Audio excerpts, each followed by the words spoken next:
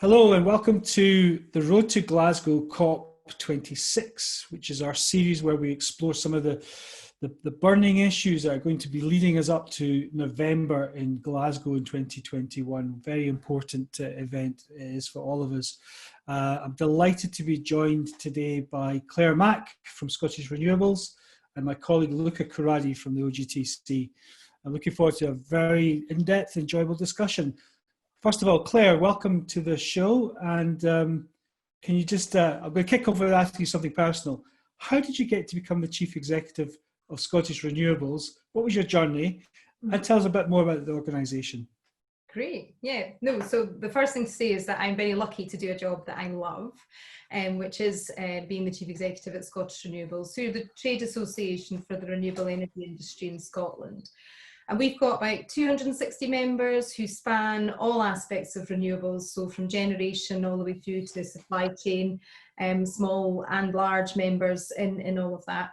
Our vision as an organisation is for Scotland leading the world in renewable energy, and that's quite a bold vision, but one that we think is absolutely part of the ambition for Scotland. And we already are leading the world in renewable energy. We've got numerous examples of places where we've taken advantage of our plentiful and abundant natural resources to genuinely, kick off that world leadership role in the generation of renewable energy. That's fantastic. One of the things that always strikes me about the renewable industry is it's actually very dynamic. When you look at how it's pushing forward every month, there seems something significant happening in the realms of offshore wind. We've had the Offshore Renewable Energy Catapult launch its floating Centre of Excellence for Floating Wind. It just seems to be a buzzing right now with all sorts of initiatives and new developments. I mean, what's your perspective on all of that? Yeah, I mean, it is incredibly dynamic. So I've been in this role for 3 years, and in that space of time, I think the key story for us to be thinking about has been the dramatic price drops that we've seen, not just in things that have been very obvious because there's been very clear markets for these technologies like offshore wind. That has seen a pretty staggering price drop as a result of the auction process, the result of industry coming together and collaborating with government through things like the sector deal, but largely a lot to do with innovation and technology, really being able to get scale out there and being able to really test some of these new and innovative technologies. But alongside all of that, that's just looking very much through that UK prism. In the world market, the price of onshore wind and solar now being the kind of cheapest form of new energy is a huge story as well. And there's so much more to come. That's the thing, is that we've got these building blocks, we've got the technologies right, and technology is a great thing. Technology will follow a cost reduction curve because that's what it does. You can get better and better and better at it, and you can get economies of scale out of it, and yeah, innovation can always come in and bring you even more bang for your buck in there. But what we're starting to see now is this evolution of whole new energy systems, and there's just so much that we could talk about today around about all of that kind of stuff. It's interesting. Just on the technology piece, we've seen quite a lot of crossover from the oil and gas sector in terms of technology that's been developed for inspection, using drones, for example, now being used for wind turbines. Subsea technology is routinely being used now for the installation of fixed wind offshore and now floating wind as well.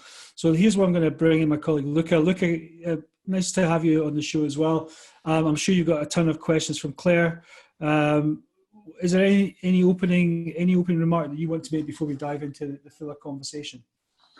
I think as an opening remark, I like to build on what Claire just said about energy integration or integrated energy system, if I remember the words correctly, which is something I'm very passionate about, because I think that we tend to isolate sectors in silos and look at them as a sort of a competition, whereas we're somehow all aiming for the same goal, which is having a clean, affordable, reliable energy to sustain and support human development, at the same time, reduce emission and get to net zero, actually even negative emissions. And I think the role of the oil and gas industry is a big role that can be played in enabling the transition and enabling also the renewable industry.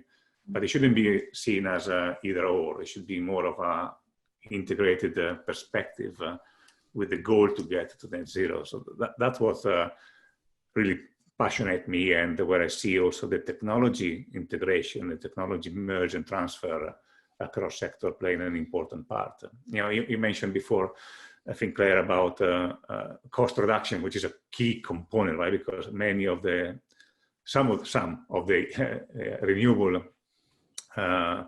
technologies are still on a high level of cost, and some of them will go down by economy of scale or economy of skills. But I think there's still a lot of room for technology innovation that can change the game and bring it to a different level. So that's interesting. I mean, I just want to just dwell on that whole integrated energy systems idea. Is that a commonly held view in the renewable community, Claire? That's the direction of travel for both offshore oil and gas and offshore wind and renewable energies. Does the renewable community see this integration as happening or inevitable? What's the perspective? Yeah, I think there's a story here, isn't there? And some of it's to do with the development of renewables and a scale issue as well. Because I think it's been interesting, you know, if you speak to people in renewable energy industry, they'll talk about relationships with oil and gas and sort of how there was interest in the past and then that waned and then came back in again, you know, because we've seen, you know, you saw it with BP in their beyond petroleum years, you know, where they started to really buy into solar and started to sort of try and transition the business and then backed away from that. And some of that's to do with the size and shape of our market as well. This wasn't just an oil price issue. And I think sometimes that's heavily simplified into that. And I don't think that's necessarily all of the story. I think if you look at sort of the backbone of the kind of UK renewable system at the moment, it was onshore wind and solar.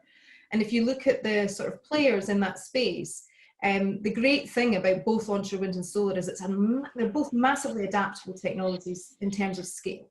So you can have very small kind of installations and developments which can serve very particular use cases and purposes, all the way up to, you know, huge kind of wind farms like Whiteley, for example, down here in central Scotland. And I think that was part of that whole story as well, was that until we moved into something of the scale of offshore, it probably was quite difficult for the oil and gas sector to understand what its role could be in that kind of new integrated energy market.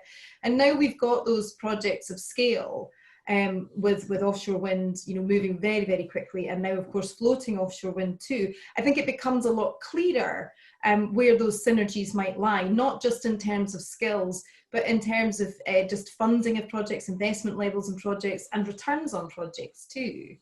Mm-hmm. One of the things that strikes me, and this is a question I'd like to pose to both of you actually, because I know the CCC report has said in order to achieve the transition, we're going to have to escalate the build of offshore wind to an order of magnitude that's quite significant.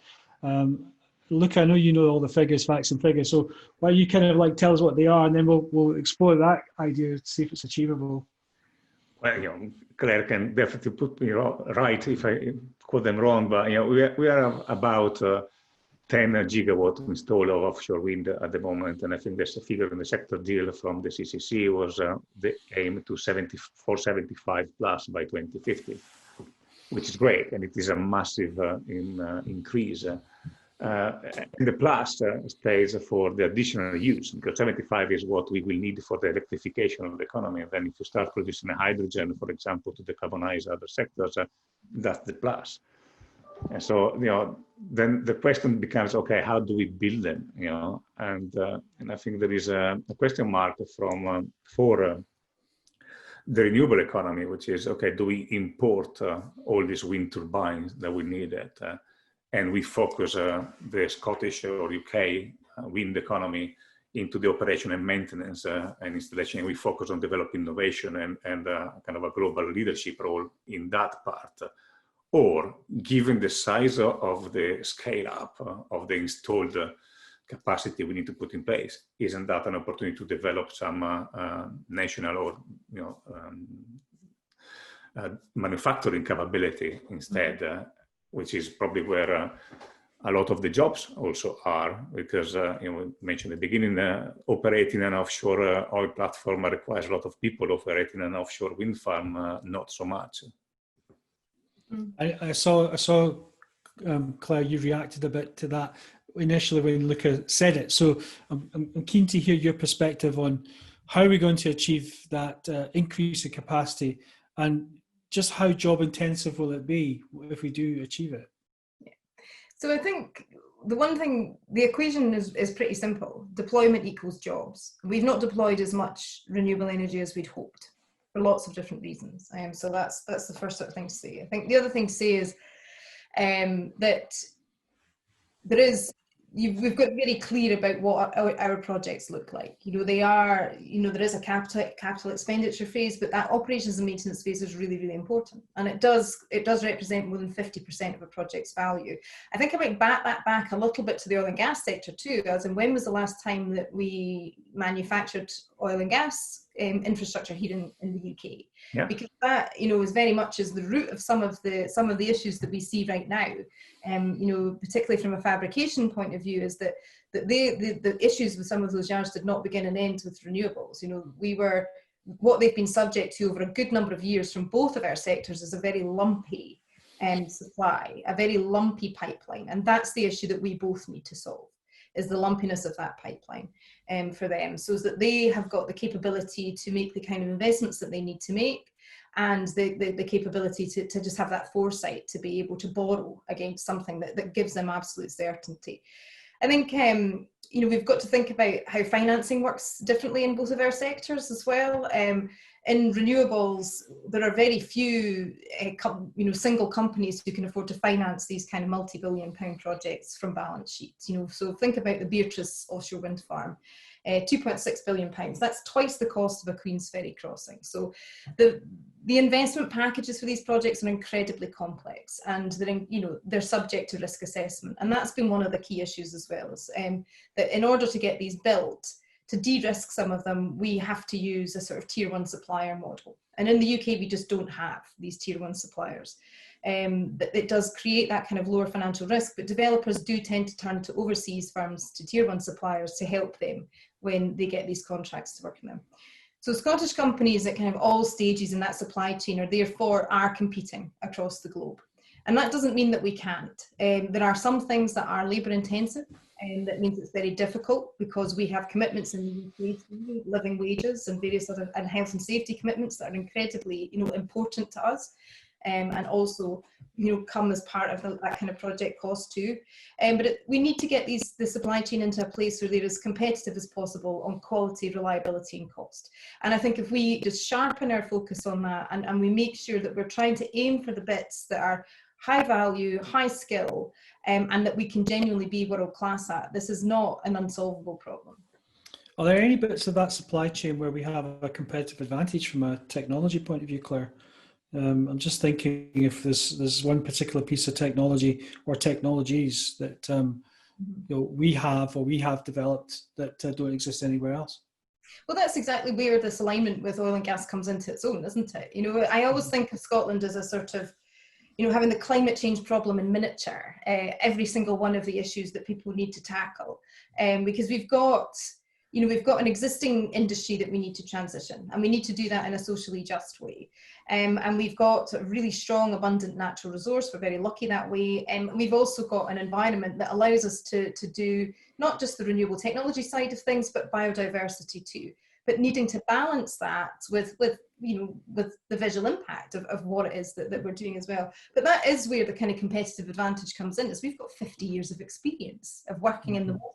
And working in deep water, and that is the absolute nexus of all of this. That's what would give us that standout competitive advantage, is being able to operate in very difficult conditions. The North Sea is very, very harsh, as we know, and being able to ensure that we can work across those two sectors is really, really important, because the transition isn't going to happen overnight, and it will take.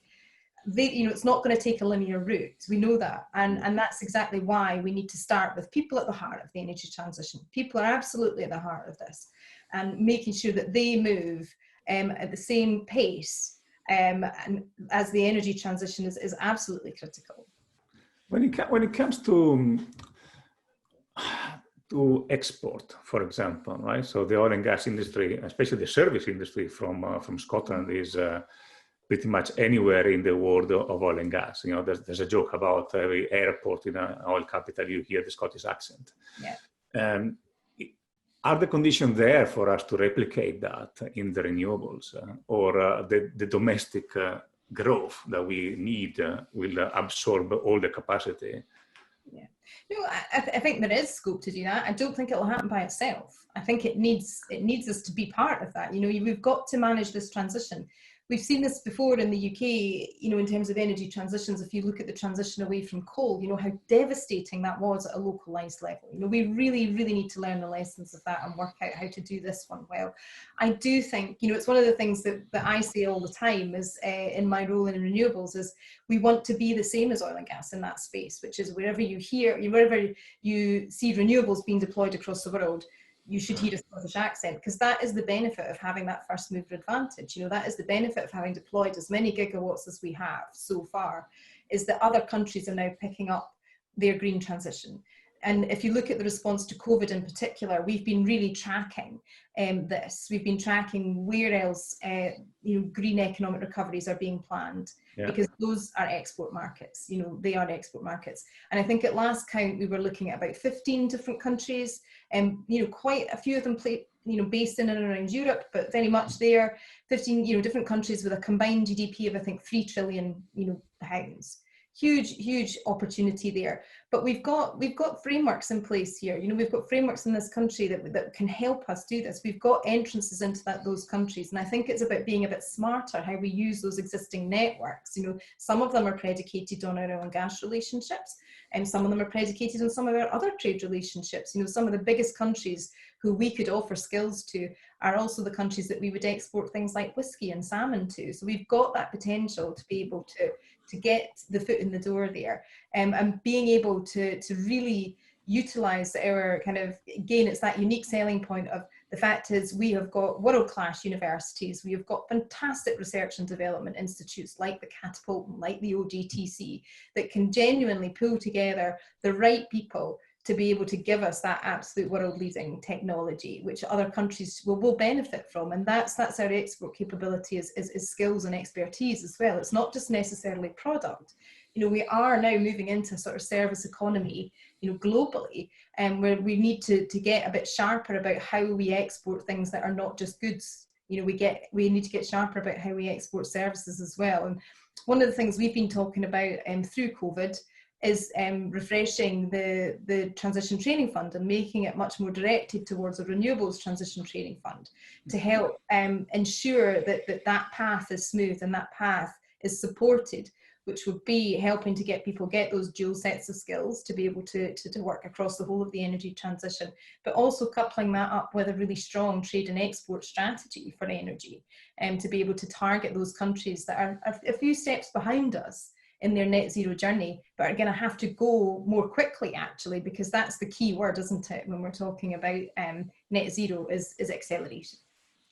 So I'm thinking about my 17-year-old daughter, and this is a classic question. You know what's coming. You know, what kind of skills do we actually need to encourage adoption of? And are we bringing in young people into the industry fast enough? Is it attractive enough to get them excited to want to actually train at our universities and colleges to acquire these skills? Yeah, so we did a bit of research on this last year just to look at how many people we've got currently studying renewables related subjects in Scotland, and the answer we came up with was around about 13,000. So if you think at the moment we've got 17,700 people working in the sector, that's quite a big number to absorb. I think what's different about now, and what's different perhaps to when the Transition Training Fund was in place the first time, is that pipeline. You know, it's that figure you quoted earlier from the CCC. It's that 75 gigawatts, which is different. And we've also got we've got offshore wind farms out there now, which again, I don't think was really the case back in 2015. We've really come very fast down this track in terms of offshore wind, and we're getting better and better at deployment. You hear the stories around people, things like the Aberdeen Bay deployment, very innovative suction bucket system. And I think they went down from something like 10 days to deploy 1 to 2 days. It was incredible the amount of time that they managed to shave off that just within that one project. And so I think that's one of the things that we need to be really aware of, is that pipeline is there now. That pipeline is there. There's always going to be issues and barriers that we need to overcome as we go along the way.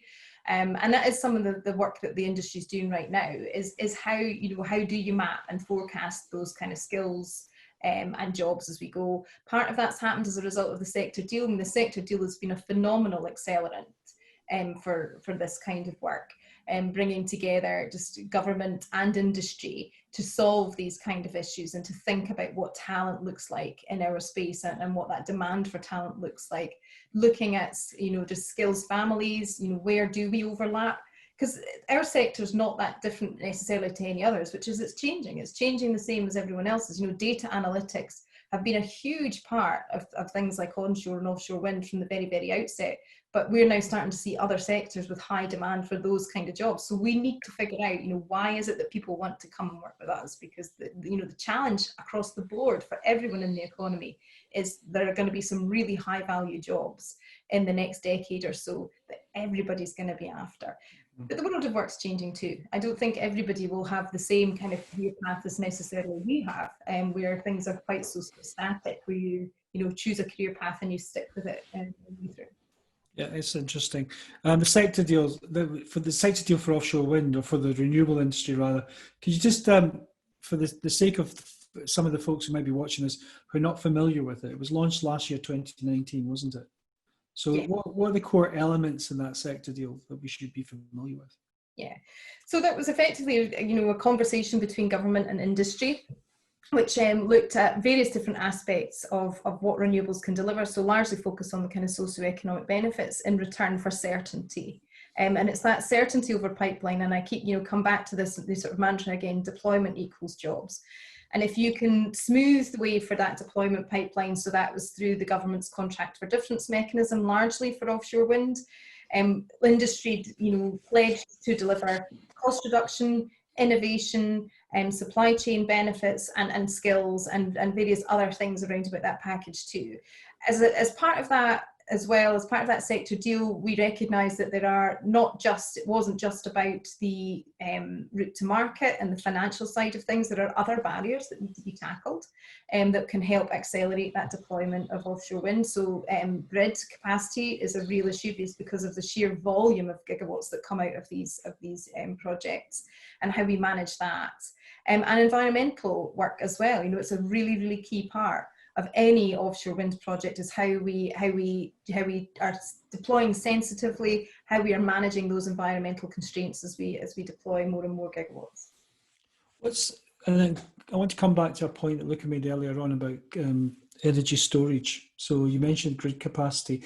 That, I think, is a good link back to the whole question of energy storage. Is that covered in the sector deal as well?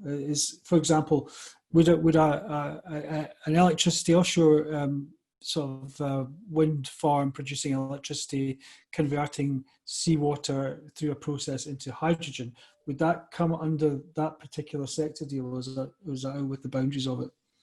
There's an innovation work stream sitting within the sector deal that's looking at all sorts of different options in here. And you say grid is one of the key constraints that are in there already. I think hydrogen's a really obvious place for us to start in terms of that storage story. I think that's a story across the whole of renewables. So yeah, I think the other thing that we're thinking about too is one of the kind of, how do we coexist with the oil and gas sector? There's been a lot of conversation recently about the deployment of floating offshore wind technology alongside oil and gas in terms of helping to decarbonise that process.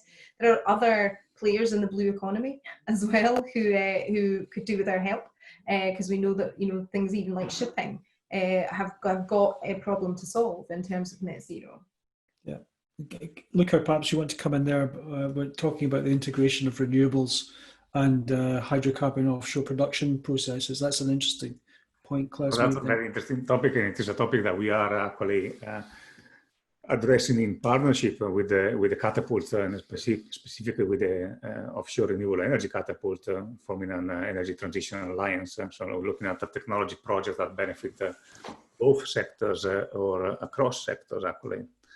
So we're talking about the integration issues that Claire mentioned between renewable energy and the oil and gas industry. Yes, and that's a key role that the renewables will play in helping the oil and gas industry in decarbonizing. I think there's a key element in the jobs. I would like to go back to the jobs element that we were talking about before, because we have a massive potential, I think, in Scotland particularly, with the natural resources of wind, but also tidal and other marine renewables. At the same time, we have an industry in place, which is the oil and gas industry. And so I think that would be an opportunity to look at those things together as opposed of separate silos of transition. Because I think, if I'm not wrong, at the moment, the oil and gas industry still employs something like 300,000 people. And I'm not sure how many jobs will transition to renewables and how long it will take. And there might be bump on the road, as you said. So I wonder how much that is technology and innovation, and how many companies do you see in the renewable industry coming from an oil and gas background? Or is it, do you see a lot of that, or the supply chain of the offshore renewable industry, or the renewable industry, is mostly new and especially dedicated? So having a strong oil and gas background and technology focus is an advantage, or it is a barrier to enter the offshore renewable market? I wouldn't have ever said it was a barrier. I think one of the problems that we've got at the moment is actually a measurement issue. Because I am going to struggle to answer that question for you in the here and now, because we really are in a sort of measurement space that isn't fit for the new era. We don't have the right industry codes in order to measure what's happening with the energy transition.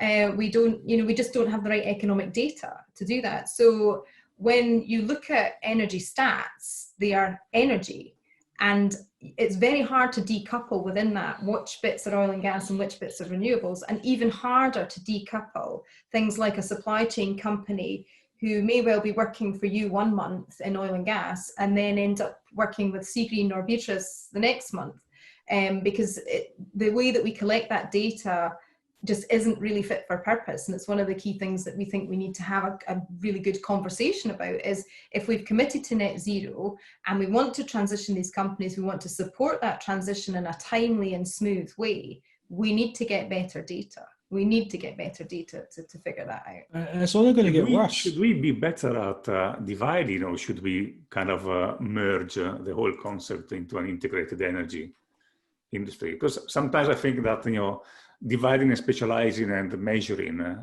might be an obstacle somehow, So some of the interesting projects you mentioned about using floating wind to power up oil and gas industry. Yeah.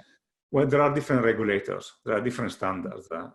Doing that requires so much more time for approval and verification than it is doing within a single sector. But the value is across the sector, is working across sectors. So I wonder if should we look at that integrated energy system and consider that as a whole achieving net zero, as opposed of separately? Interesting, because what I guess is tricky is that when we're talking about one part of the oil and gas process, which is that process part, there isn't, as I understand it, any plans to think about, the net zero implications of the product. Yeah. But I think that's quite difficult. And I don't think it's difficult for me as a sector. I think it's quite difficult in the world that we're about to go in, because the place, I can just see, let's leave regulation of energy to one side for now. As we go on the road to COP, I think that's one of the aspirations of COP, isn't it, is to start thinking a lot more about that kind of carbon market and the carbon frameworks and how we account for carbon. So I think that's going to be pretty tricky. I think there are lots of areas where there's alignment between our two sectors where, you know, that can be managed in a really, you know, in a more efficient way for the here and now. And I think we've talked about people and skills. I think skills passporting, people transition, energy skills investment, really key area of alignment. I think the supply chain, which we've discussed in terms of development, support and diversification, I think also really strong alignment. That technology and innovation support in terms of subsea and floating, also that's there. I think regulation on a day-to-day basis in terms of ops and operations, so regulation around about health and safety, a bit probably about licensing. I think there's probably alignments in terms of things like, you know, sort of decommissioning perhaps even, all there. I think we're all about to enter a slightly different phase of operations, as all industry are. If we do get to the point that's already been talked about, you know, we've got some very big names in there talking about, you know, very different systems in financial regulation.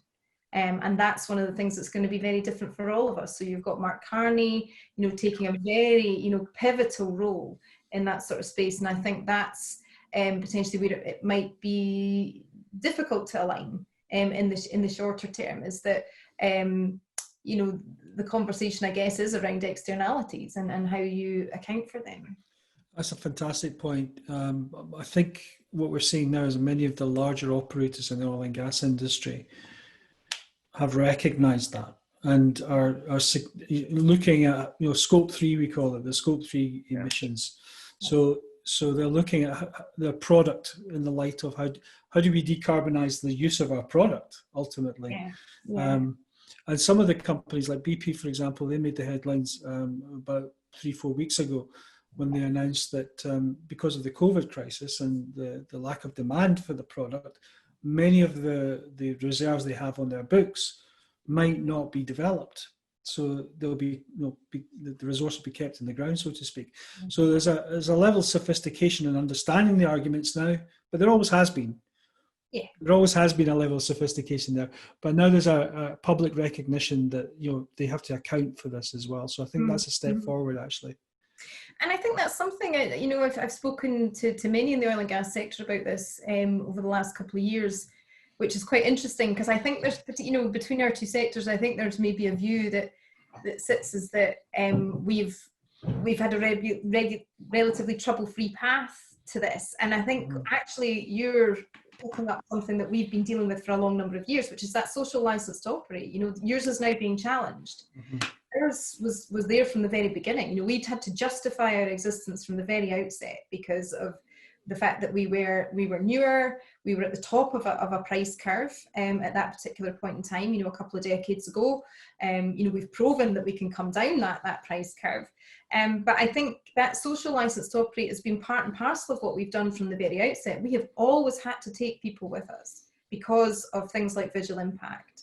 And because, you know, people have lots of different views about what the energy mix should look like in this country as well, you know, and there's always been a big debate about Britain's sort of nuclear policy and various other kind of energy policies as well in there. And I think that's something that perhaps there is an element to learn from renewables, actually, is that we've never been just about what we do, like how we do it is really important too. And it's fine that we're in a, you know, now we're in a great place because, you know, all of the public discourse has become a lot more sophisticated recently around about climate change and about net zero and about the role of renewables in all of that. And I think there's a far wider understanding now than there ever has been of why we do what we do and why it's important. I think because there's always very much a kind of out of sight, out of mind element to a lot of our sort of old, you know, energy generation in the past. People didn't really have to think about it because it was big thermal plant that affected some people, or it was out offshore, and then the refineries were there, and they were very obvious, but it wasn't quite the same as this really decentralized energy system, which renewables is the absolute foundation of, which means that more people need to be engaged in how you bring that about. And we've, you know, our industry spends millions millions every year, through various different things. So about 20 million a year comes into Scotland in terms of community benefit. And we also do a lot of work in terms of consultation with communities around any sort of new or extended developments. A lot of that environmental monitoring work as well is really, really important. It's a key part of that consenting and licensing process. So it's something that we've been quite used to, is answering up on that social license to operate. Again, that's just part of the feature of the new world that we're moving into, is that you're not just regulated by the regulators. We as businesses, and all businesses, this isn't just limited to energy, will be regulated by social justice and public opinion, and where people think our kind of value sets lie. I absolutely agree with that. And I think if you fast forward to November 2021, when COP will happen in Glasgow, we will see an enormous, if people are travelling, that is, we will see an enormous amount of protest in the streets against the Scotland's oil and gas industry. There'll be a lot of pressure being placed on the hydrocarbon sector during COP and the run up to COP. My observation though is we are changing, and we're making some dramatic steps to change. But I find it very difficult to see how we can win the hearts and minds of that particular constituency, because it's an ideological gulf that's not really bridged by science or facts. And whenever we try and use science or technical language to explain a case, we always seem to fail. As an oil and gas sector, we've got tons of facts and tons of resources that we can demonstrate why we're doing what we're doing and how we're actually mitigating against emissions and reducing emissions, but we're not winning hearts and minds. And that's really what I would like to explore with you as well, because you had to go through that process to get licensed to operate. Yeah, and I suppose it's interesting. I think what we're observing is a real age kind of cliff edge here, if that makes sense. So if I speak to my children, they have grown up with turbines on the landscape. It's the same as that, it's that whole same generation as the digital generation, and then turbines on the landscape, and they are much more kind of socially aware and all of that kind of thing. I think where I would start with this is the same place as I start with this with renewables, is that actually the best kilowatt hour is the unused kilowatt hour. And that should be our first, principal focus, is that actually it's about energy efficiency and conservation, first and foremost. And being seen to be supportive of that, and genuinely being out there and supporting that. That's one of the key places that I think you'll find a lot of that community benefit funding goes, is to alleviate fuel poverty and to look at energy efficiency, to get housing into a better state, to make sure that you don't need to use as much energy. And I suspect that's the same for oil and gas, actually, which is that a lot of your, scope 3, I guess, is what we were talking about there. Product are things that we need to just reduce our use of, and plastic in particular is absolutely at the heart of that. And I think that kind of forms part of a wider narrative of where perhaps oil and gas in the next sort of few years, we know that it's not going to be it's not going to be a transition overnight. It's going to be a longer term transition, so that we can have a kind of socially just energy transition as well. And I think that's part of that wider narrative around the blue economy as well, which is that the blue economy as a concept is fairly ill-defined. But if you ask me, and I'm going to tell you what I think about that, it could be different. It could be very different to the kind of economy we've had today, where we have just utilised resources until we've got to the end of them. The blue economy needs to be restorative. We know that the oceans have protected us. They've protected us from climate change. They have taken about 75% of the hit, and now we've got to the end of that, and we need to do something about that. We need to come together. All the users of the sea need to come together to make that better. And it starts with cleanup. It starts with restoration.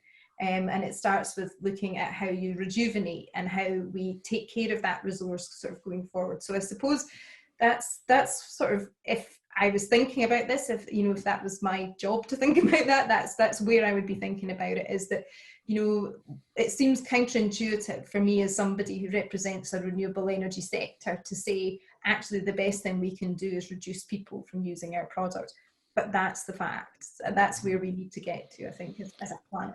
It's a really good point. I mean, one of the things that the oil and gas industry talks about is using reforestation, for example, almost like as a mitigation against emissions, creating carbon sinks.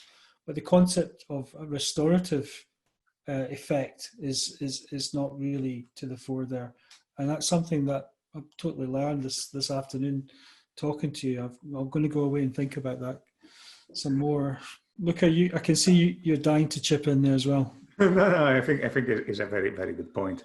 I think the other point that I would make in terms of your question about the road to Glasgow we made before is I think it's a wrong narrative if we put oil and gas versus renewables.